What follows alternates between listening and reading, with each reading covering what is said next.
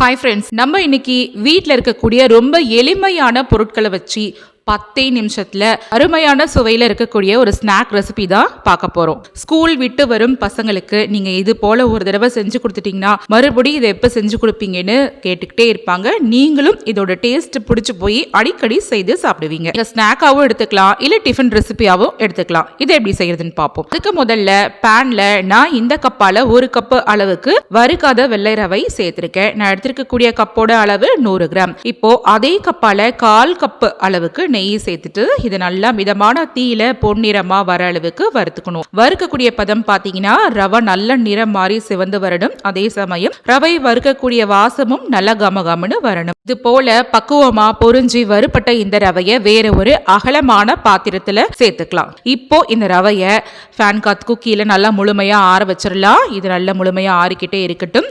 இதுல இருக்கிற சூடு எல்லாம் நல்லா முழுமையா குறைஞ்சி கையில் அப்படி தொட்டு பார்த்தோம்னா ஜில்லுன்னு இருக்கணும். இந்த அளவுக்கு சூடெல்லாம் குறைஞ்சதுக்கு அப்புறமா இதுல ஒரு மீடியம் சைஸ் அளவுடைய வாழைப்பழத்தை ரஃபா கட் பண்ணிட்டு சேர்த்துக்கலாம். 100 கிராம் அளவு ரவைக்கு ஒரு வாழைப்பழம் சரியானதா இருக்கும். நீங்க ரவையை 200 கிராம் சேர்க்கிறீங்கன்னா 2 வாழைப்பழம் சேர்த்துக்கோங்க. இப்போ நறுக்கிய வாழைப்பழத்தை சேர்த்துட்டு கட்டிகள் இல்லாத மாதிரி இது போல மசிச்சு விட்டு இந்த ரவையில மிக்ஸ் பண்ணிக்கோங்க. அடுத்ததா நீங்க எந்த கப்பால ரவைய அளந்தீங்களோ அதே கப்பால 1 கப் அளவுக்கு பொடித்த வெல்லம் சேர்த்துக்கலாம். அதே கப்பால 1/2 கப் அளவுக்கு ஃப்ரெஷ்ஷான தேங்காய் துருவல் சேர்த்துக்கோங்க. வாசத்துக்காக 1/4 டீஸ்பூன் அளவுக்கு ஏலக்காய் பொடி சேர்த்துக்கலாம். அடுத்ததா இது கூட கொஞ்சமா முந்திரிய 1 பாதியுமா இது போல உடைச்சிட்டு சேர்த்திருக்கக்கூடிய வாழைப்பழம் வெல்லம் இதுல இருக்கிற ஈரப்பதத்தை பயன்படுத்திட்டு தண்ணீர் சேர்க்காம இந்த மாதிரியான ஒரு ஸ்மூத்தான கன்சிஸ்டன்சிக்கு மிக்ஸ் பண்ணி எடுத்துக்கோங்க. மிக்ஸ் பண்ணி முடிச்சதுக்கு அப்புறமா இதை அப்படியே கரண்டியால எடுத்து விட்டோம்னா அப்படியே ஒரு ஹல்வா பதத்துல வந்து கரண்டியில ஒட்டாம விழணும். இதுதான் சரியான பதம். இது அப்படியே இருக்கட்டும். அடுத்ததா நான் இது போல ஒரு ஸ்டீமர் பிளேட் எடுத்திருக்கேன். நீங்க இந்த பிளேட்டுக்கு பதிலா இட்லி பிளேட்டை கூட தாராளமா யூஸ் பண்ணிக்கலாம். இப்போ இந்த மாதிரி வாழை இலைய சின்ன சின்ன பீசஸா கட் பண்ணி எடுத்து வச்சிருக்கேன். இப்போ இந்த வாழை இலைய நல்லா கழுவிட்டு வாழை இலையில கொஞ்சமா நெய் தடவிட்டு நம்ம ரெடி பண்ணி வச்சிருந்த இந்த கலவைய கொஞ்சமா கரண்டியால எடுத்து வாழை இலைக்குள்ள வச்சுட்டு இது நல்லா டைட்டா ஃபோல்டு பண்ணி விட்டுட்டு இந்த ஸ்டீமர் பிளேட்ல வச்சிடலாம். இதே மாதிரி பாக்கி மீதமா இருக்கிற எல்லா வாழை இலைகளையுமே சுத்தமா கழுவிட்டு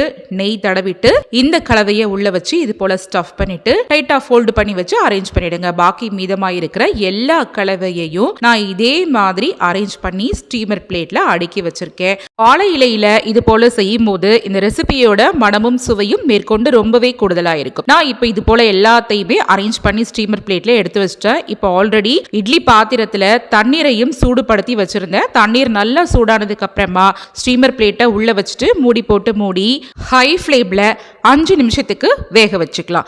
இப்போ கரெக்டா 5 நிமிஷம் முடிஞ்சதுக்கு அப்புறமா இட்லி பாத்திரத்தோட மூடிய ஓபன் பண்ணி பார்த்தோன்னு வச்சுக்கோங்களேன், அப்படியே கம கமன்னு ஒரு வாசம் வரும். இது அப்படியே நல்லா சூடு குறைஞ்சதுக்கு அப்புறமா இந்த பிளேட் எடுத்து வெளியில வச்சிடலாம். இப்போ இது நல்ல சூடாதான் இருக்கும். ஓரளவுக்கு சூடு குறைஞ்சி ஒரு நிதானமான சூடு இருக்கும் போது இதை எடுத்து இந்த வாழை இலைய அப்படியே விரிச்சு பார்த்தோம் வச்சுக்கோங்களேன், நல்ல ஒரு வாழை இலை மணத்தோட அருமையான சுவையில பூவாழை புட்டு ரெடிங்க. இதை நம்ம சாப்பிட்றதுக்கு சர்வ் பண்றதுக்கு முன்னாடி துருவிய ஃப்ரெஷ்ஷான தேங்காய் திருவலை இது மேல அப்படியே நல்லா கார்னிஷ் பண்ணிட்டு இந்த வாழை இலையோடையே அப்படியே ஒரு பிளேட்ல வச்சு நீங்க சாப்பிட கொடுக்கலாம். இந்த வாழை இலையோட மணத்தோட இந்த பூவாழை புட்டை எடுத்து சாப்பிடும் போது இதோட டேஸ்டே வேற லெவல்ல இருக்கும். இதை நீங்க ஈவினிங் டைம்ல ஸ்நாக்ஸ் ரெசிபியாவும் எடுத்துக்கலாம், இல்ல பிரேக்ஃபாஸ்ட் டின்னருக்கு கூட தாராளமா எடுத்துக்கலாம். அது உங்களுடைய விருப்பம் தான். ஓகே ஃப்ரெண்ட்ஸ், நீங்களும் இந்த பூவாழை புட்டு ரெசிபியை உங்க வீட்டுல கண்டிப்பா ட்ரை பண்ணி பாருங்க. குழந்தைங்கள்ல இருந்து பெரியவங்க வரைக்கும் எல்லாருமே ரொம்ப பிடிச்சிருக்குன்னு விரும்பி சாப்பிடுவாங்க. இந்த ரெசிபி வீடியோ பிடிச்சிருந்ததுன்னா இந்த வீடியோவை உங்க ஃபேமிலி அண்ட் ஃப்ரெண்ட்ஸ் சர்க்கிள் கூட ஷேர் பண்ணிக்கோங்க. அப்படியே மறக்காமல் சூப்பர் கிச்சன் சேனலையும் சப்ஸ்கிரைப் பண்ணிக்கோங்க. தேங்க்ஸ் ஃபார் வாட்சிங்.